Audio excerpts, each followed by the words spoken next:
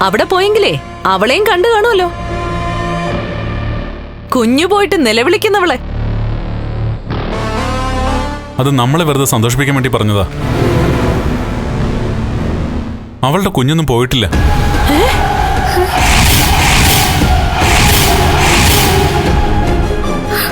പോയിട്ടില്ലേ?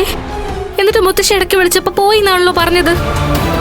വിഷം ഉള്ളിച്ചെന്നിട്ടാ അവള് തോമസ് സാറിന്റെ അടുത്തെത്തിയത്. അദ്ദേഹത്തിന്റെ കാര്യം അറിയാലോ, എല്ലാ വിഷത്തിനും അദ്ദേഹത്തിന്റെ മറുമരുന്നുണ്ട്. അതിന്റെ ബലത്തിൽ കുഞ്ഞിനൊന്നും സംഭവിച്ചിട്ടില്ല. ഞാനങ്ങോട്ട് ചെല്ലുമ്പോൾ അവൾ ആ ലേഖയ്ക്കും അനന്തുവിനൊപ്പം ഡിസ്ചാർജ് ആയി പോവുമായിരുന്നു. അത് വലിയ ഷോക്കായി പോയല്ലോ കണ്ണേട്ടാ. അത് നിനക്ക്, എനിക്കെന്റെ കുഞ്ഞിന്റെ ജീവൻ തിരിച്ചു കിട്ടിയ സന്തോഷമാടി. കണ്ണ, അവളിനി കള്ളം പറഞ്ഞതായിരിക്കോ? അവളാ കരുണയുടെ അച്ഛനോടും മുത്തശ്ശിയോടും കുഞ്ഞു പോയിട്ടില്ല എന്ന് പറഞ്ഞത്. അതിനി കള്ളമാണോ നേരാണോ എന്നറിയാൻ കരുണയുടെ മുത്തശ്ശി തോമസ് സാറിനോട് പോയി കാര്യം തിരക്കി. അദ്ദേഹം ശരിവെച്ചു. കുഞ്ഞിന് ഒരു കുഴപ്പമില്ലെന്നാ പറഞ്ഞത്.